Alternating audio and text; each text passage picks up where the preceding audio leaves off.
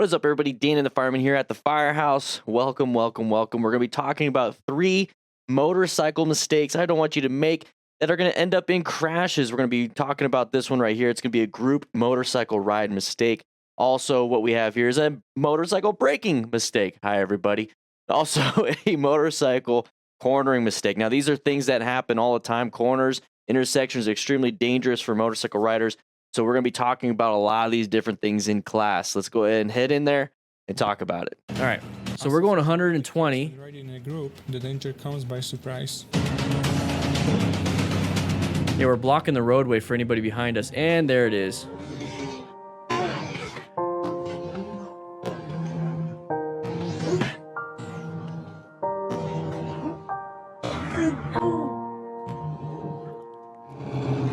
Station 2. You're watching this from Station 2, Matt?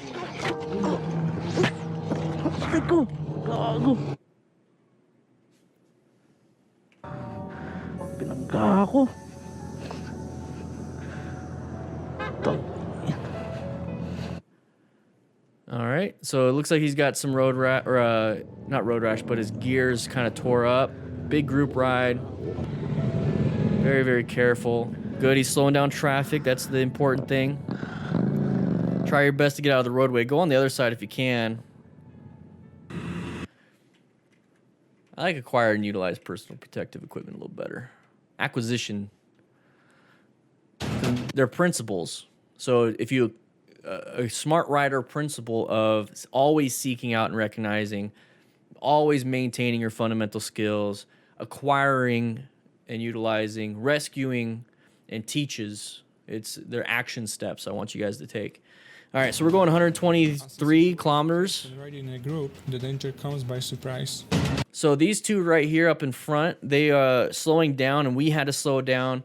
But we're not riding in a staggered formation. We're not doing anything that's going to indicate that we have a set in stone thing that we're doing. Okay, so nobody knows what's happening then. If there's no structure, nobody knows what's going on. Chaos starts to happen, and that's not good for motorcyclists. So we're going to stop here. We're not going to allow the person behind us that might be white staged to actually get around us, because they're going to hit us then, because they're not. Maybe we left a gap and they want to shoot it and just for funsies. But why are we doing that in a group ride? We shouldn't be doing that. So we're going here. We're blocking everything. Now, I think this person wanted to go, but we impacted. Not good. So it's not always car drivers causing problems. It's motorcyclists. And then if you think about it, it's just humans. Humans make mistakes. The main thing is make sure you wear full gear. So the person up here that crashed, not wearing full gear, just a helmet, maybe gloves. It's typically the thing. This person right here is wearing a lot more, not pants, but it's good enough for now. So that's going to cause massive failure of primary control. We dumped the bike, let go of the handlebars, not our fault. This person did it. We dumped the bike and hit her head. We're tumbling for dramatic effect. Music sad. Those are Moto boots, by the way. Look how quick it happens. So it's constantly doing this. He's constantly hitting the ground. He's just like, oh, I'm dizzy. So he's doing that. So that's every impact point. He's getting impact everywhere. So this is why you have Moto gear. All right, guys. So the lesson we can learn from this is ride in a structured format, which is going to be a typical staggered formation. Don't speed. Don't pass anybody. Have a pre-ride meeting and say, hey, don't pass anybody. Get yourself on a Cardo Pack Talk so you can communicate with everybody using the mesh system.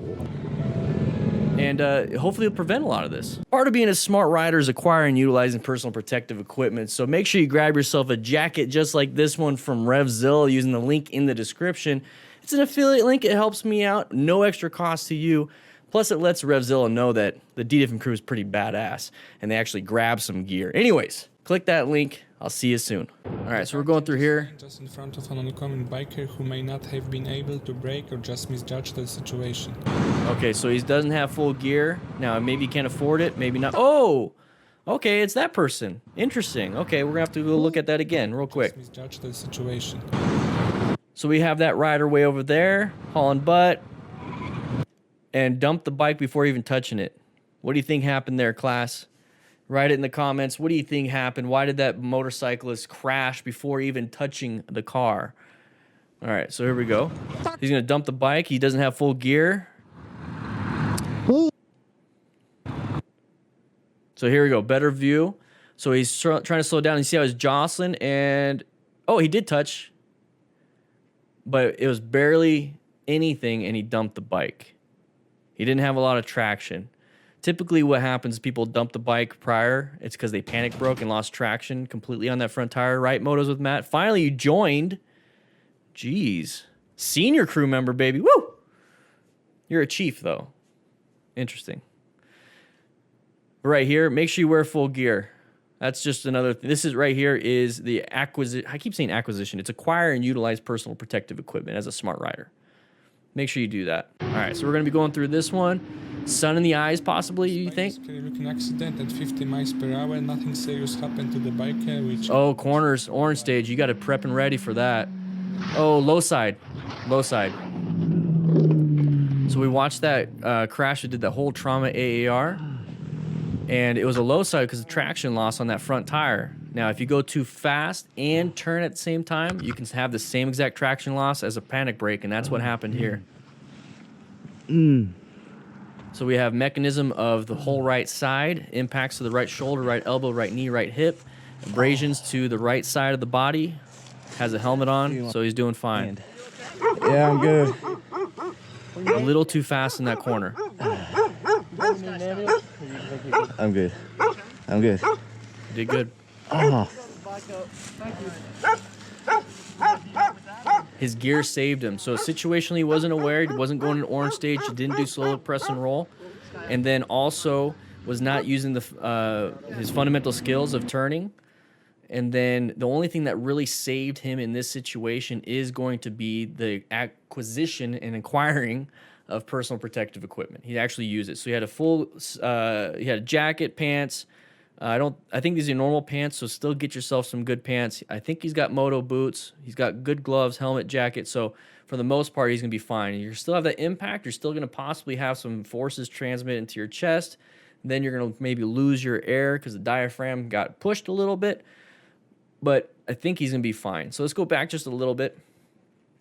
Let's go ahead and talk about what happened here. Just happened to the biker, which can't be... Okay, so what's happening here is that maybe we're keeping up with our buddy. So do you think ego might have played a little bit? We're trying to have fun with our friends.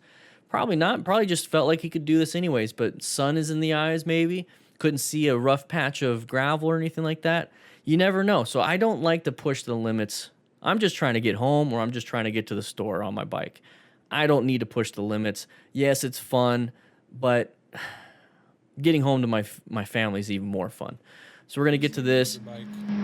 So he cut in here, and now he's going to go a little bit wide, and he has to cut in even more because his line selection was kind of screwy. See how he went wide, and now he's got to cut in more because he's starting to go wider. So he had a really early apex. I'm not going to talk about outside, inside, outside on this. I prefer middle, middle, middle, and the appropriate speed, so I don't have to deal with this. And there's that low side. Okay, so a lot of abrasions, some impact, not like crazy impacts like high side, but his gear is probably what saved him. Now, here's the thing. Once if a car was coming the opposite direction, we just got hit right now. We're in the opposite lane. This is why I don't like to play around. I don't play around. Do it on the track. I'm not saying he was doing this for that reason. I'm saying that if you're going to push limits or anything like that, do it on a track. Thankfully, this person's not hurt.